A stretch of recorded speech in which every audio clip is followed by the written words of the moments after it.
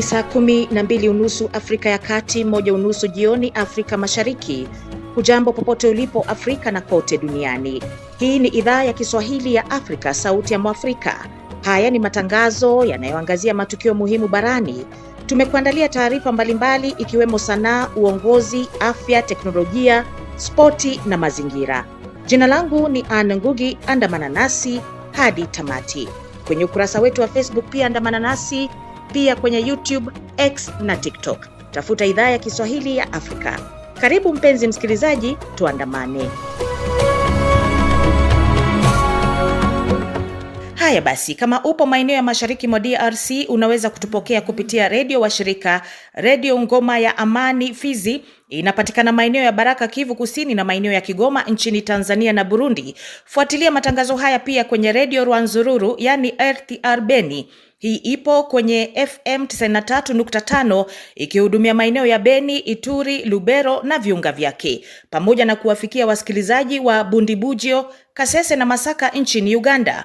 Vilevile inapatikana kwa masafa marefu. Radio Maniema New City inarusha matangazo yetu kwa masafa ya FM 97.4 katika jiji la Kindu, ambao ni mji mkuu wa jimbo la Maniema, Jamhuri ya Kidemokrasia ya Kongo. Kwa wasikilizaji wetu nchini Kenya, mnaweza kutusikiliza mubashara kupitia Radio Dumas FM 99.9. Hii inasikika katika jiji la Nairobi, mtaa ama mitaa ya Lang'ata, kule Karen viunga vyake, pamoja na mtaa wa kule eneo la Ngong, na tuseme kaunti ya Kajiado, na eneo zima la eneo la Kikuyu pia inasikika kupitia masafa marefu. Hii ni sehemu ya juhudi zetu kuhakikisha kwamba wasikilizaji wetu kutoka maeneo tofauti wanatupata kabisa, na ni katika jitihada zetu za kukuletea matangazo yetu hapo ulipo msikilizaji.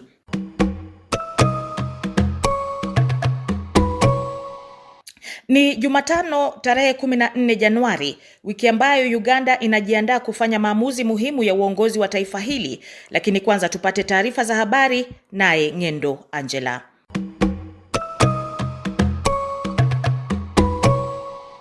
Kampala, Uganda. Serikali ya Uganda imezima huduma za interneti kote nchini na kuamuru baadhi ya mashirika ya haki za binadamu kusitisha shughuli zao siku moja kabla ya kufanyika uchaguzi mkuu, hatua inayozua hofu kubwa kuhusu mustakabali wa demokrasia, uhuru wa kujieleza na uwazi wa mchakato wa uchaguzi. Kupitia tume ya mawasiliano ya Uganda UCC, serikali iliagiza kampuni za mawasiliano kusimamisha huduma za interneti ya umma, ikieleza kuwa hatua hiyo inalenga kuzuia usambazaji wa taarifa potofu, uchochezi na vitendo vinavyoweza kuhatarisha usalama wa taifa wakati wa uchaguzi. Hatua hiyo imeathiri matumizi ya mitandao ya kijamii, huduma za data na majukwaa ya kidijitali yanayotumiwa na raia, vyombo vya habari na waangalizi wa uchaguzi. Wakati huo huo, afisi ya taifa ya kusimamia mashirika ya kiserikali imeamuru mashirika kadhaa ya kiraia, yakiwemo yanayotetea haki za binadamu na uhuru wa vyombo vya habari, kusitisha kazi zao mara moja. Mashirika haya yametuhumiwa kuwa madai ya kufanya shughuli zinazokiuka masharti ya usajili au zinazohatarisha usalama wa taifa, tuhuma ambazo wanaharakati wanazitaja kuwa za kisiasa na zisizo na msingi wa kisheria. Hatua hizi zinakuja katika mazingira ya mvutano mkubwa wa kisiasa, huku Rais Yoweri Museveni aliye madarakani tangu mwaka 86 akiwania mhula mwingine katika uchaguzi unaoonekana usio na ushindani mkali. Mogadishu, Somalia. Mikoa mitatu yenye uongozi wa kujitegemea nchini Somalia imekataa uamuzi wa serikali kuu wa kukata uhusiano wa kidiplomasia na Umoja wa Falme za Kiarabu UAE, hatua inayoongeza mvutano wa kisiasa na kugawanya mamlaka ndani ya nchi inayopigana na ugaidi pamoja na ukosefu wa umoja wa kitaifa. Serikali ya Somalia ilitangaza Jumapili kwamba imefutilia mbali makubaliano yote yaliyokuwepo na UAE, ikiwa ni pamoja na yale ya usalama na mahusiano ya kijeshi, ikidai kuwa nchi hiyo ya Ghuba ya Uarabuni imekiuka uhuru na mamlaka ya taifa hilo. Wakuu wa serikali ya shirikisho wanasema uamuzi huo unahusiana na tuhuma kuwa UAE ilihusika na njia isiyo halali kusaidia kiongozi wa mgawanyiko wa kisiasa kutoka Yemen kupitia eneo la Somaliland, pamoja na kuungana na Israeli kutambua Somaliland kama nchi huru. Hata hivyo, maeneo ya Somaliland, Puntland pamoja na Jubaland zimekana kutambua uamuzi huo wa Mogadishu na kusema hauathiri uhusiano wao wenyewe na milki ya Imarati. Luanda, Angola. Papa Leo wa 14 ameridhia kutembelea Angola kama sehemu ya safari kubwa ya kuzuru nchi kadhaa za Afrika, tayari kukamilisha maandalizi ya ziara yake ya kwanza ya kimataifa mwaka huu. Balozi wa Vatican nchini Angola, Askofu Mkuu Christine Wito Dubiel, alifichua taarifa hii wakati akizungumza na wanahabari mjini Luanda. Alisema kuwa Papa Leo amekubali mwaliko wa Rais wa Angola Joao Lourenço na kuwa taratibu za kupanga ratiba na mpango mzima wa ziara zitaendelea kufanyiwa kazi. Ziara hii ya Papa Leo itakuwa moja ya safari zake za kimataifa mwaka huu, na ikiwa ni miongoni mwa mikakati yake ya kuimarisha uhusiano wa Kanisa Katoliki na jamii za Kikristo barani Afrika. Hadi sasa Papa amefanya safari moja tu ya nje tangu kuchaguliwa kuwa kiongozi wa Kanisa Katoliki, ikiwa ni ziara katika nchi za Uturuki na Lebanon katika msimu wa mwisho wa mwaka 2025.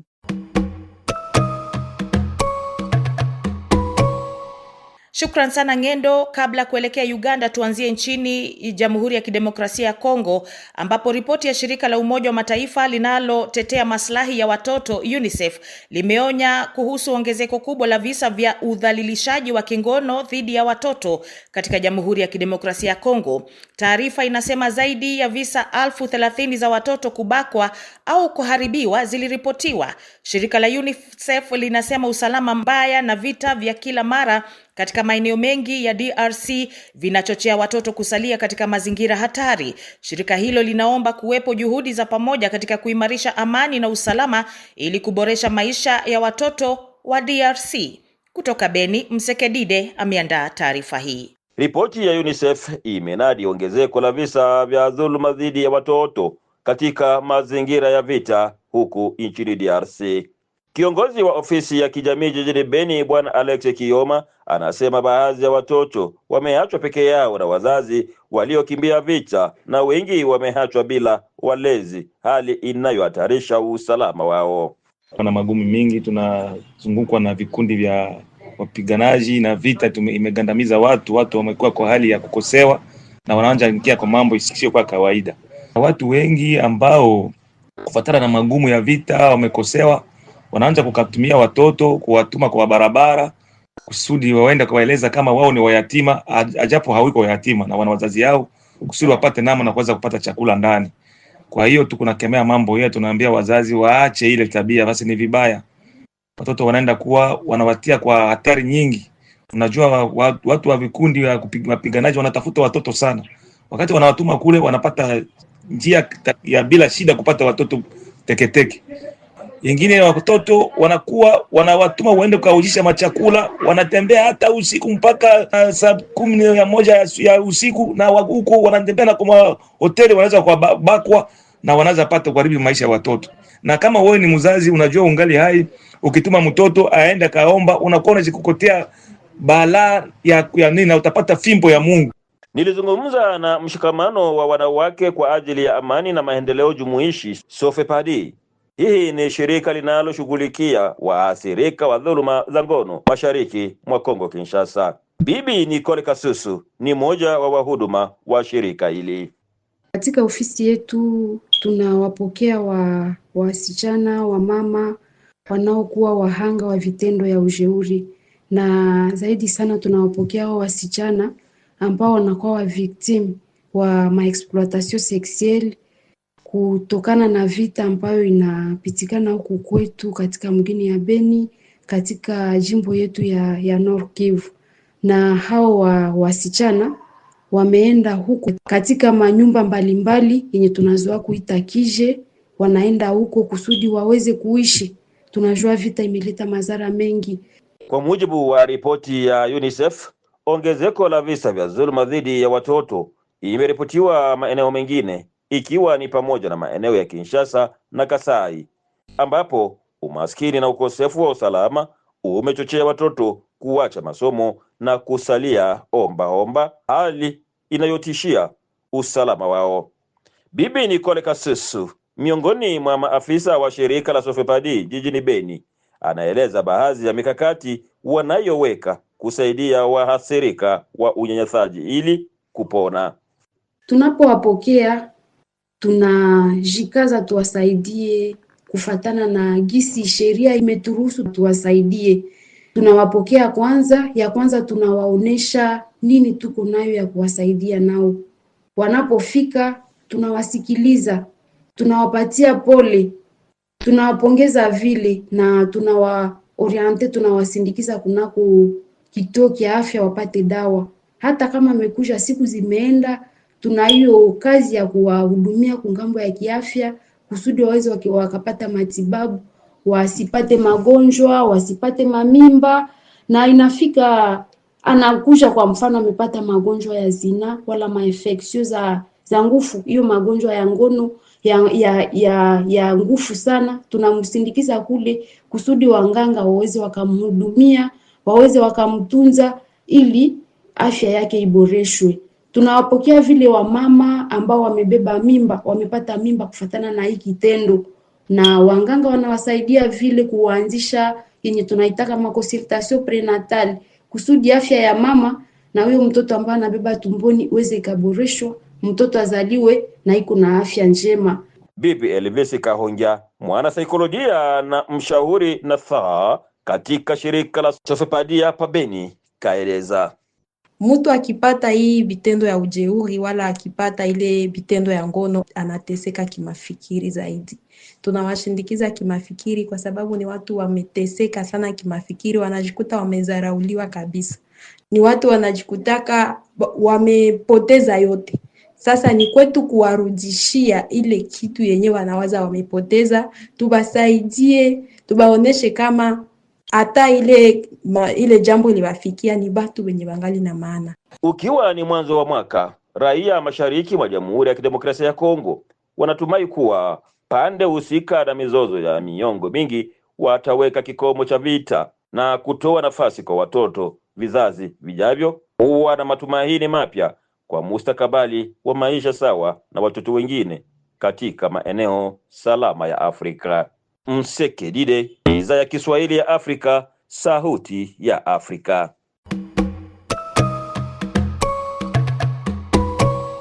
Ikiwa unajiunga nasi, hii ni Idhaa ya Kiswahili ya Afrika, Sauti ya Mwafrika. Jiunge nasi kwenye Facebook, TikTok na X. Tafuta Idhaa ya Kiswahili ya Afrika. Tunakukaribisha pia ujiunge, yani usubscribe na YouTube ya Idhaa ya Kiswahili ya Afrika na kuwa huru kuchangia kwenye makala haya. Mimi ni mtangazaji wako Ann Ngugi. Naona wengi mnajiunga na Idhaa ya Kiswahili ya Afrika. Asante kwa kuendelea kusikiliza Sauti ya Mwafrika. Huyu hapa namuona ni Bienfe. Bienfe ametuandikia kutoka kule Kinshasa. Anatoa maoni yake hapa na kusema ni sikitiko kubwa kwamba karne hii bado kuna taarifa za kusikitisha na za kuhofisha kwa watoto wa kike, hususan katika mashariki mwa DRC. Anasema, enyi serikali na mashirika, jameni, kumbukeni watoto wa kike kule Jamhuri ya Kidemokrasia ya Kongo mashariki wanaumia kila kuchao. Shukran sana kwa kutoa maoni hayo Bienfe. Endelea kutoa maoni yenu hapa na tutayasoma kuhusiana na matangazo yetu. Na je, ni kipi ambacho kimegugusa? Je, ni kipi ambacho ungependelea kukisikiliza? Nasi hapa tutafanya yetu kuyasoma na kuhakikisha kwamba yanafikia sikio la wale ambao wanafaa kuwa juhudi. Serikali ya Uganda imezima huduma za interneti kote nchini na kuamuru baadhi ya mashirika ya haki za kibinadamu kusitisha shughuli zao siku moja kabla ya kufanyika kwa uchaguzi mkuu. Hatua iliyozua hofu kubwa kuhusu mustakabali wa demokrasia, uhuru wa kujieleza na uwazi wa mchakato wa uchaguzi. Hatua hiyo imeathiri matumizi ya mitandao ya kijamii, huduma za data na majukwaa ya kidijitali yanayotumiwa na raia, vyombo vya habari na waangalizi wa uchaguzi. Uganda imekuwa ikichukua hatua kama hizo kila inapokaribia uchaguzi, hali inayodhoofisha imani ya umma katika mchakato wa demokrasia. Nampisha Saddam Mubale akiwa pale Kampala kutupatia zaidi kuhusu yanayojiri ndani ya nchi ya Uganda. Baada ya mamlaka ya mawasiliano nchini UCC kutangaza kuzima mtandao, Hatua hiyo ya ghafla imezua hisia mseto miongoni mwa wananchi. Agizo hilo kutoka Tume ya Mawasiliano ya Uganda lilitolewa masaa machache kabla ya siku ya uchaguzi. Baadhi ya wakazi wanasema kuzimwa kwa mtandao kumeathiri mawasiliano na biashara, ilhali wengine wanaamini ni hatua ya kiusalama kuelekea uchaguzi. Hii ni jambo imekuja kama imetushtua sana sisi kama wakazi wa Uganda hapa. Tumemaliza muda mrefu tukitumia internet ku access vitu kidogo hivi na hivi, lakini jana serikali ilikuwa imetupromise haitatoa internet, lakini tulishtuka wengi. Kufika saa 12 za jioni hivi serikali ilitoa internet. Sasa tumekuwa na muda mgumu kwa kuongea na marafiki, kuongea na wazazi wetu, kutuma ujumbe kutoka mahali fulani na fulani hivi. Yaani ni kama maisha imekuja ikakuwa ngumu, ni kama tumerudi kwa zile enzi za zamani.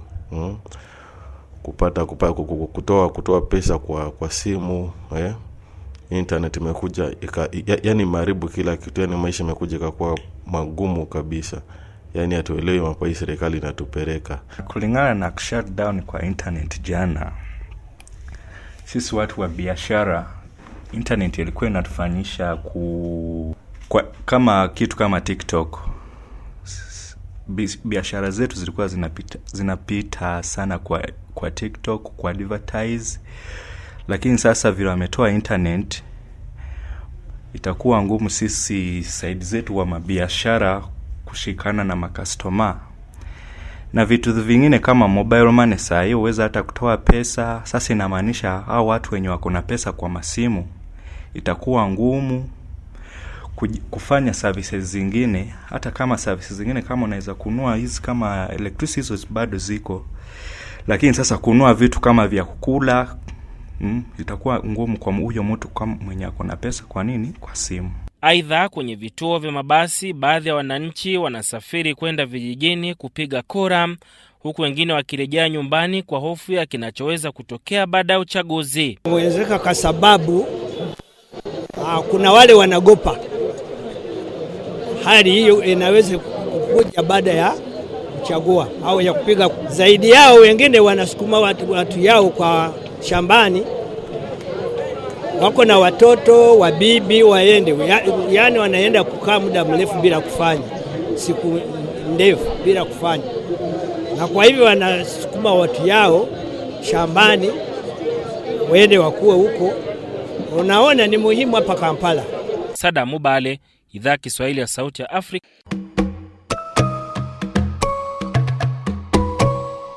Na tukiwa bado kwenye masuala ya uchaguzi nchini Uganda, ikiwa imesalia sasa masaa ya kuhesabu kabla ya zoezi zima la kura nchini humo kuanza, baadhi ya wadadisi wa siasa za kikanda hususan ndani ya Uganda wanatilia shaka ni kwa nini mamlaka nchini humo waliamua kuzima mtandao wa interneti. Mwenzangu Silvanus Karemera amepata fursa ya kuzungumza na mchambuzi Gwadume Mwakatobe ambaye ni mchambuzi wa siasa za kikanda, na anaanza na kutueleza ni nini hasa fiche linalopelekea mamlaka kuzima mtandao wa interneti wakati kama huu ambao macho na masikia yote yanakuwa wazi kuangalia ni jinsi gani uchaguzi mkuu unaweza kufanywa kwa njia ya amani na matokeo yake kukubalika na wote. Museveni alishawahi kusema kwamba Uganda ni sawasawa shamba lake la ndizi huko Kasese huko nadhani, kwamba watu wameona sasa nimelima nimepalilia, mikungu ya ndizi minono imeanza kutokeza, wanaanza kuja kutaka kufaidi. Hapana, ni ya kwangu. Kwa Uganda ameifanya yake, ameilinganisha na shamba lake, jambo ambalo ni baya kabisa, kwa sababu Uganda ni ya Waganda wote pamoja na Robert Kyagulanyi. Kwa hivyo kwa kauli yako na kwa mfano huo uliotoa wa Rais Museveni ni kwamba katika uchaguzi wa mwaka 2026 tayari tunajua nani ataibuka mshindi, sio? Hiyo tayari kabisa ndio anaotegemea hilo, kwa sababu ndiye atakayehesabu. Kumbuka kuwa hata huku mbinu zinazotumia Museveni ziwahi kutumika huku. Unakuta askari kwenye makambi yao wana kura zao, kwa hiyo mnapiga kura vizuri, lakini hazitaenda kuhesabiwa. Askari wanakuwa majifungia, wanaanza kupiga kura, wanarundika lundo la ambao wamepiga wao. Sasa hapo sasa haina maana kile unachopiga kama akiendi kuhesabiwa, kwa sababu yule anahesabu ndio unayegombana naye kwenye kupambana nao. Kwa kuna mbinu nyingi chafu, huenda ndio maana wanataka kuficha. Lingine tufahamu kuwa ambalo ni muhimu sana, Silvanus, mninukuu, nimekuwa nikisema mara nyingi, Afrika tuna mapinduzi ya aina mbili. Kuna mapinduzi ambayo wanafanya wanajeshi, mapinduzi ya kijeshi, lakini kuna mapinduzi ya kiuchaguzi ambayo hayatofautiani na kijeshi. Na hata rais wetu aliapishwa mbele ya jeshi, kwenye kambi ya jeshi, kwa sababu wamejiingiza kwenye masuala ya uchaguzi wanajeshi, kwenye masuala ya siasa, kama mtoto wake Muhoozi Kainerugaba. Kwa hiyo kwa kusema namna hiyo, chaguzi nyingi pia ni za kimapinduzi tu sawa sawa na jeshi, zilipaswa kulaaniwa na Umoja wa Afrika na taasisi mbalimbali za haki za binadamu na haki za kisiasa. Hizi sio chaguzi hizi. Huu ndio maana tunaita ni uchafuzi, lakini ni mapinduzi, wanapindua. Tanzania hapa tumewahi kuona mara kadhaa, hata Zanzibar aliyekuwa mwenyekiti wa tume ya uchaguzi Salim Jecha alifuta mwenyekiti wa tume ya uchaguzi, yuko anampaka na mamlaka ya kufuta yale matokeo. Naam, katika hilo la kufuta chaguzi na kutozifuta, kuna hisia kwamba nchi kwa mfano kama Kenya kwa namna moja ama nyingine imepanua wigo wa demokrasia kiasi kwamba Wakenya wanachukua kama ni mfano. Na kama unakumbuka, kuna wakati fulani rais wa zamani Uhuru Kenyatta aliwahi kutenguliwa, mahakama iliwahi kutengua uchaguzi wake na baadaye ukafanyika marudio. Na Kenya ni mojawapo ya nchi za Afrika Mashariki kama ilivyo Tanzania, Uganda na mataifa mengine. Mbona hizo nchi kwa mfano Kenya na mataifa mengine ambayo yanaonekana kidogo yamepiga hatua yasikemee kitu ambacho unakitaja kama ni ule ufinyu wa demokrasia katika baadhi ya mataifa ya jumuiya hiyo ya Afrika Mashariki? Kwa kauli yako, uko sahihi kabisa. Sio Kenya tu, hata Malawi tumeona, Zambia tumeona, na ndio maana hata wanaweza kabadilishana hata na vyama. Tukumbuke pia kwamba hawa watu ni wakali kweli kweli pale ambapo nchi nyingine inaionya nchi nyingine, kwa sababu watasema unaingilia mambo ya ndani ya nchi nyingine, ambao wanakataza, wasema it is our sovereign country, nchi ambayo iko huru, haingiliwi na sheria zake. Kwa hiyo wanakuwa wakali kweli pale ambapo wanakosolewa na nchi nyingine. Naam, Bwana Makatobe, wewe ni mchambuzi wa siasa za kimataifa. Asante sana kwa muda wako kuzungumza na idhaa ya Kiswahili Sauti ya Afrika. Tunakutakia jioni njema. Asante. Na wewe pia nashukuru sana Silvanus. Kusonga mbele, tuingie nchini Kenya ambapo kundi la madaktari raia wa Jamhuri ya Kidemokrasia ya Kongo wanaohudumu nchini Kenya wamewasilisha kesi mahakamani kupinga hatua ya Waziri wa Afya Adan Duale kuwafutia vibali kuendelea kufanya kazi nchini humo. Madaktari hao wanasema hatua ya Waziri wa Afya ni ya kibaguzi, kwani ni raia wa Afrika Mashariki. Na mpisha Gabriel Ingubu na taarifa zaidi. Mzozo wa kidiplomasia unanukia kati ya Kenya na DRC kufuatia madaktari wa DRC wanaofanya kazi nchini Kenya kunyimwa ruhusa ya kuhuisha leseni zao za mwaka 2026. Madaktari hao wapatao 50 ambao hufanya katika vituo vya afya mbalimbali nchini Kenya wamelalamikia hatua ya serikali ya Kenya kuwabagua wakati wenzao katika ukanda hawajatatizwa. Rais wa muungano wa madaktari hao Georges Maloba amesema licha ya wao kutimiza vigezo vyote vya usajili na kazi kwa zaidi ya mwongo mmoja, mfumo unaotumika kuhuisha stakabadhi zao sasa umesalia kufungwa tangu mwezi wa 7 mwaka jana. Discrimination. Yet when we are about to pay, tunaona ni ubaguzi. Tumepandishiwa malipo ya leseni kutoka shilingi za Kenya 20,000 hadi shilingi za Kenya 90,000. Halafu malipo ya kibali imetoka shilingi za Kenya 250,000 hadi shilingi za Kenya 500,000 kwa mwaka. Lakini wengine kutoka Afrika Mashariki hawatozwi kiwango hicho. Ni sisi tu kutoka DRC. Members of East African Community. Naibu mkuu wa madaktari hao Agaton Agembe amesema wengi wa madaktari hao wanaofanya kazi hapa wamesomea katika taasisi za Kenya na wana ufahamu wa lugha na huluka zinazotumika katika sehemu zao za kazi. On behalf of the Congolese living in Kenya, we want to appeal to the relevant. Kwa niaba ya Wakongo wanaoishi Kenya, tunatoa wito kwa mamlaka husika kukubali madaktari wa Kongo waendelee na huduma yao, kwa sababu hatua hii itaathiri pia watu wetu wanaoishi hapa Kenya na upendelea kuhudumiwa na madaktari wa Kongo kwa sababu zao za kibinafsi. Mfano, mama mjamzito anayehofia kupata matatizo wakati wa kujifungua anaamini daktari wa Kongo ndiye anayeweza kumsaidia. Waziri wa afya nchini Kenya, Aden Duale, amelaumu vituo vya afya vya kimishonari na kibinafsi kuandika madaktari wa kigeni, kazi ambazo madaktari wa Kenya wana ujuzi sawia lakini wanasazwa. Sasa kila daktari wa kigeni anahitaji kupewa barua maalum na Wizara ya Afya ili kuendelea na huduma yake. Tutakubali tu madaktari wa kigeni kutoka kwa Jumuiya ya Afrika Mashariki. Kupitia wakili wao Danson Omar, madaktari hao wamepeleka kesi yao katika Mahakama Kuu kushinikiza serikali kutotatiza utendakazi wao na kuheshimu mkataba uliotiwa sahihi mwaka wa 2022 kukubali DRC kujiunga na ukanda wa Afrika ya Mashariki. Vilevile wakili Omar amekanusha tamko la waziri. Under the medical practitioners procedures, kulingana na hatua za kusajili wahudumu wa afya, mchakato wa kumpa leseni daktari huanza mwezi wa 7 au wa 8, ndipo kufikia mwezi wa 11 awe amepata leseni ya kuhudumu mwaka mzima unaofuata. Hawa madaktari wamejaribu mchakato huo kupitia njia za kidijitali kuhuisha leseni zao, lakini kwa sababu hawana barua maalum kutoka waziri wa afya, tangu mwezi wa 7 hadi leo hawajakubaliwa. The cabinet secretary appears on media. La kushangaza, waziri wa afya amejitokeza kwa vyombo vya habari na kutangaza kwamba madaktari wote wa kigeni hawatahudumu nchini Kenya, lakini wale wa Afrika Mashariki watapewa nafasi. Habari hiyo waziri Aden Duale aliyoitoa si ya kweli. Is not true. Kenya ina zaidi ya madaktari 3,000 wanaohudumu nchini. Gabriel Ingubu, Idhaa ya Kiswahili, Sauti ya Afrika.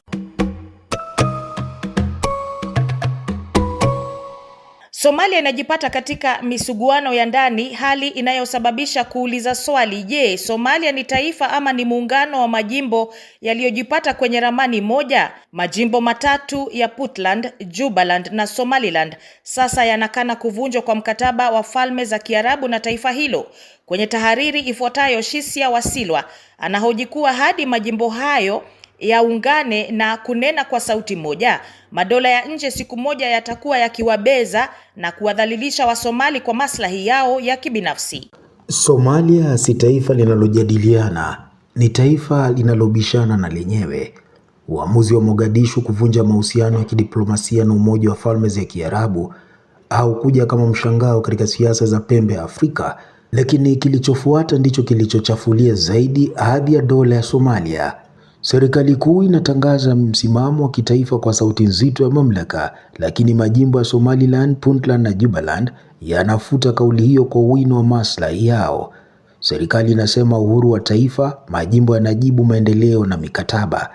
Serikali inasema heshima ya bendera, majimbo yanasema bendera, ajira na fedha. Je, Somalia ni nchi moja au ni makubaliano dhaifu ya maeneo yanayokutana tu kwenye ramani? Kwa kuvunja mahusiano na UAE, Mogadishu ilidai kulinda mamlaka ya taifa dhidi ya kile ilichokiita uingiliaji wa kigeni, madai mazito yanayohusisha siasa za Yemen, Israel na ndoto za uhuru wa Somaliland. Lakini hoja, hata hiyo ya haki kiasi gani, hupoteza uzito inapokataliwa na wale unaodai kuwaongoza. Taifa haliwezi kuhubiri umoja kwa ulimwengu ilhali ndani yake linatamka lugha tofauti. Mgawanyiko huu unaweka wazi jeraha la muda mrefu la Somalia, dola lisilokamilika. Serikali kuu inayopambana kuthibitisha mamlaka yake na majimbo yanayojitawala kana kwamba tayari ni mataifa kamili. Katika pengo hili, mataifa ya kigeni huingia si kwa huruma bali kwa maslahi. Bandari zinakuwa sera za kigeni, mikataba ya maendeleo inakuwa diplomasia mbadala na silaha zinazobadilishwa na uwekezaji. Somaliland inaposema uamuzi wa Mogadishu ni bila maana, haibezi tu sera, inapiga muhuri wa uhalisia mchungu. Serikali kuu haina meno ya kutosha kung'ata. Ujumbe unakuwa wazi, mamlaka ya Mogadishu yanaishia kwenye karatasi za tamko. Lakini lawama haziwezi kuelekezwa Mogadishu pekee. Majimbo nayo yana hatia ya kudhoofisha taifa kwa kukimbilia ushirika wa nje bila kujenga mwafaka wa ndani. Kuvunja mahusiano na UAE kungelikuwa hatua ya kishujaa kama kungeungwa mkono na sauti moja ya kitaifa. Bila hilo, inabaki kuwa tamko jingine kali lisilo na mizizi.